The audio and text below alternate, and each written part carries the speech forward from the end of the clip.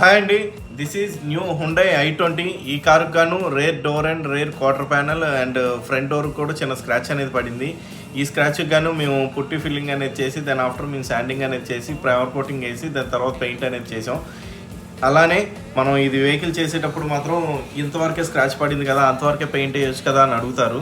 కానీ బట్ అది ప్రాసెస్ కాదండి. అంతవరకు పెయింట్ అనేది వేసేటప్పుడు ఏంటంటే మీకు అంతవరకు అది ఫేడ్ అవుట్లా మచ్చలా కనబడుతుంది. దానివల్ల మీకు కలర్ చేసినట్టు కానీ ఆ ఫీలింగ్ ఉంటుంది. మీకు కలర్ వేసినట్టు అనిపించకూడదు అనుకుంటే ఆ పార్ట్ మొత్తం చేయాల్సిందే, అంతే తప్పితే కానీ అంతవరకు అనేది ఫేడ్ అవుట్ చేయడం అనేది అవ్వదు. ఒకవేళ ఇన్ కేస్ ఫేడ్ అవుట్ చేసినా కూడా మీకు సింపుల్గా 2-3 మంత్స్లో మీకు ఆ వేరియేషన్ తెలిసిపోతుంది. ఇప్పుడు మేము చేసింది మీ 2-3 ఇయర్స్ తర్వాత కూడా ఏమాత్రం డిఫెక్ట్ వచ్చినా అది చేసే బాధ్యత మాది. ప్లస్ 99% రాదండి. ఇన్ కేస్ 1% వచ్చినా దాని బాధ్యత మాత్రం పూర్తిగా 100% మేమైతే తీసుకుంటాం.